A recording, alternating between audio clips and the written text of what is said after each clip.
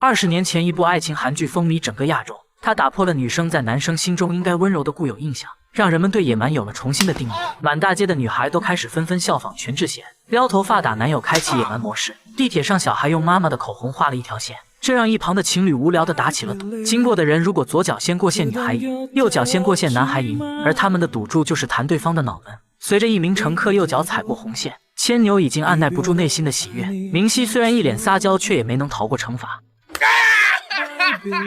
这时，一群士兵步伐整齐地朝他们走来，不出意外，这次肯定是千牛赢。就在他得意忘形的时候，领头的士兵突然下达了新的指令，结果士兵们全都换成了左脚跨过红线。千牛委屈地询问明熙能不能不要打。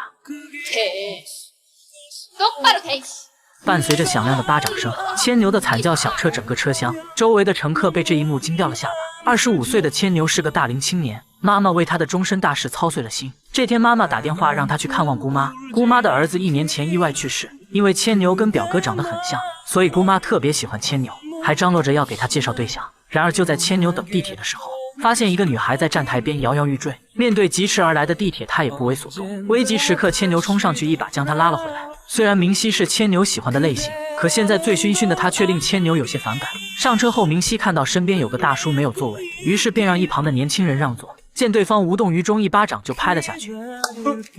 男人被明熙的气势所震慑，突如其来的一巴掌把千牛吓了一跳，男人只好悻悻离开。随着地铁不断晃动，明熙最终没能忍住吐了大叔一身，晕倒时还指着千牛说了一句亲爱的。这下千牛是跳进黄河也洗不清了，大家都认为他是明熙的男朋友，无奈他只好脱下衣服帮大叔擦身上的呕吐物。下车后，千牛把明熙丢在路边的长椅上，本想一走了之的他却又心软起来，担心明熙这么晚会遇到危险，于是他又折返回去。因为不知道明熙住在哪里，千牛便背着他来到附近的一家旅馆，将明熙丢在床上后，千牛本想洗个澡就走，却被突然闯进来的警察逮个现行。原来是旅馆老板报了警，千牛就这样被关进了警局。回到家又因为没有去姑妈家被妈妈一顿打骂，本以为两人不会再有交集，结果明熙却再次找到了他。他们来到咖啡馆，千牛以为明熙要向他道歉，请他喝饮料，于是就点了一杯果汁，结果明熙却凶巴巴地瞪了他一眼。야 줄래? 커피 마셔. 커피 둘. 계산 네가 해라. 接着千牛便把那晚的事一五一十地告诉了他。他发现清醒后的明熙也有如此温柔的一面，撩头发的动作更是让千牛无法自拔。看着一脸花痴的千牛，明熙再次语出惊人。 그럼 너 나 꼬시는 거니? 난 너하고 사귈 생각 없어.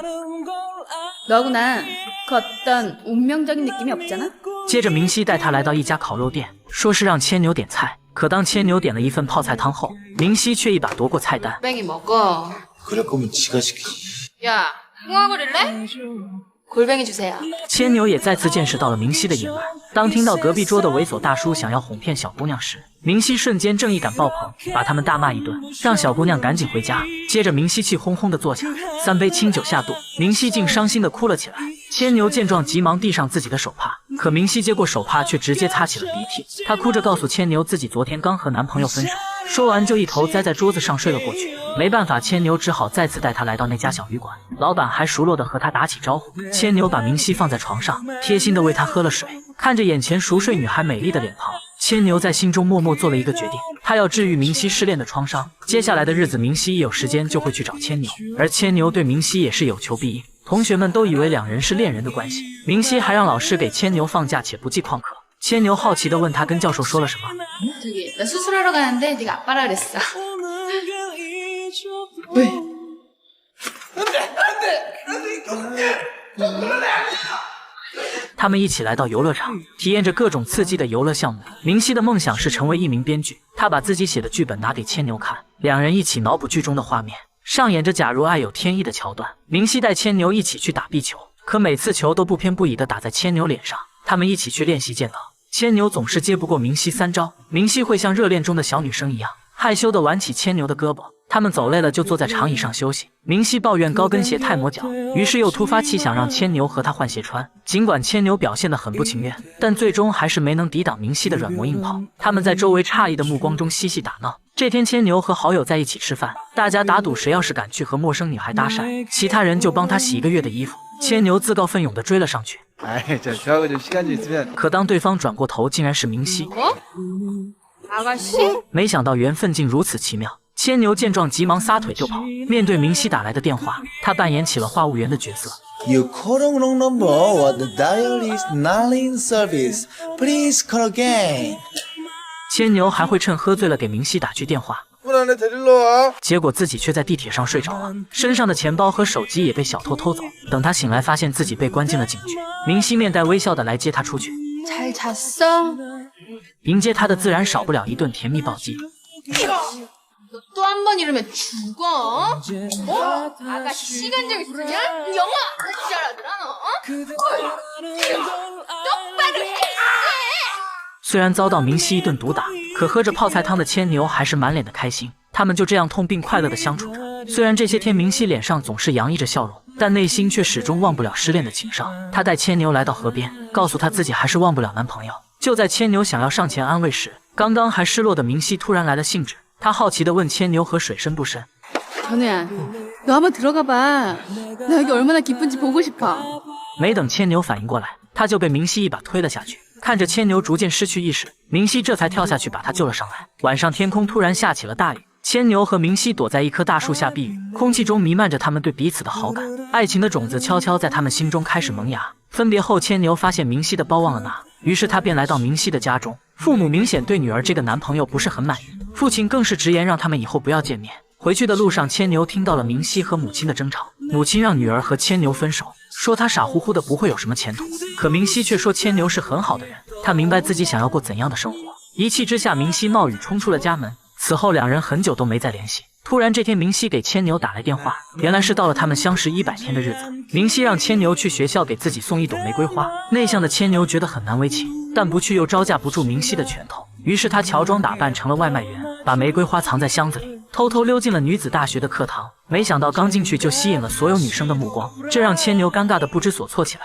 就在他想要从另一扇门逃跑时，耳边突然响起优美的钢琴声，正是他曾告诉明熙自己最喜欢的曲子《卡农》。看着舞台上专心弹琴的明熙，瞬间让牵牛情不自禁沦陷其中。他卸下身上的伪装，拿着玫瑰花缓缓来到明熙身后，在台下人的掌声中把花送给了明熙。此时他们看到了爱情最美的样子。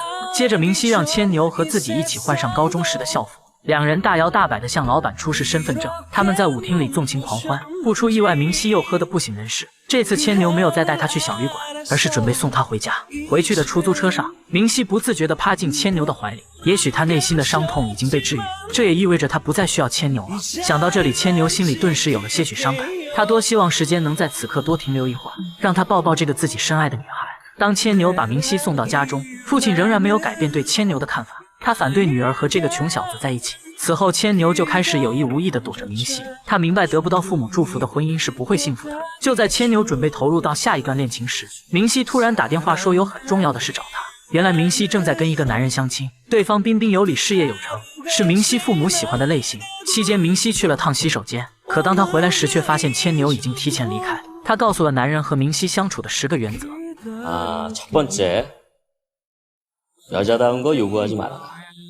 두 번째, 술은 절대로 3잔 이상 먹이면 안 되고요. 아무나 패거든요. 그 카페 가면 콜라나 주스 마시지 말고 커피 드세요.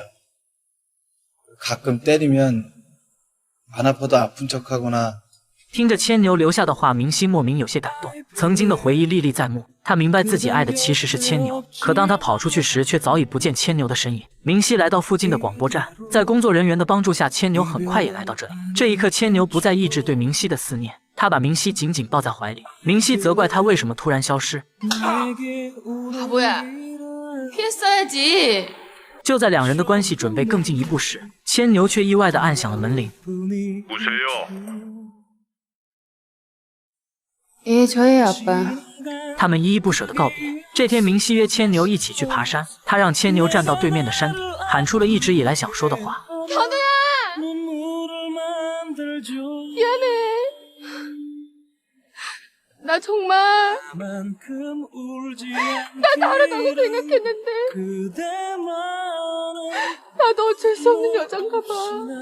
接着，两人把想对彼此说的话放进时间胶囊，埋在了这棵大树下。他们相约2年后来这里一起打开。如果到时候明熙忘却了伤痛，那2人就正式在一起；反之，他们就成为彼此生命中的过客。在等待这2年的时间里，千牛努力地练习壁球，从头开始学习游泳，为的就是让自己以更好的面貌和明熙见面。千牛还把2人的故事写成了书，最后被影视公司相中拍成了电影。2年后，千牛如约来到树下，可却迟迟不见明熙的身影。他挖出了时间胶囊，打开了明熙写给他的信。千牛这才知道明熙心中那无法抹平的伤痛。原来明熙的男友在很久之前就去世了，他们初次相遇那天正是男友去世1周年的忌日，这也是明熙为何会喝得酩酊大醉的原因。期间，男友的母亲一直想给明熙介绍对象，却都被他拒绝了。而明熙之所以会跟千牛在一起，是因为千牛和去世的男友长得十分相似，她仿佛看到了男友的影子。之后一有时间，千牛就会来到这里，期待能和明熙再次相见。可明熙却始终没有出现。转眼又过去了1年，明熙终于放下了心中的执念，来到这里。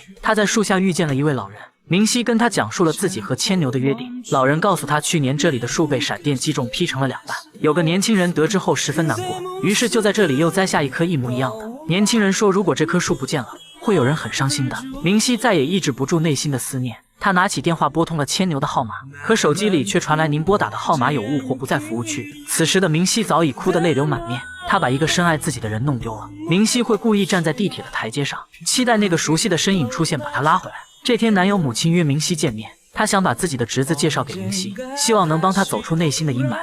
여권사진 찍고 있는데 전화하면 어떡해요? 아유 이놈의 자식아 이놈아明熙不可思议地看着对方， 내가 말도 없이 이렇게 불렀어 겨누라고 그 애하고 많이 닮았지? 너 마음고생할 때 내가 몇 년 전부터 이놈 너한테 한번 소개하려고 而千牛也注意到了明熙，冥冥注定的2个人终于再次相见，这也许就是我们所说的命运，在2个有缘人之间牵起一座桥梁。我们何其有幸在茫茫人海中遇见彼此，让我们珍惜身边这来之不易的爱情。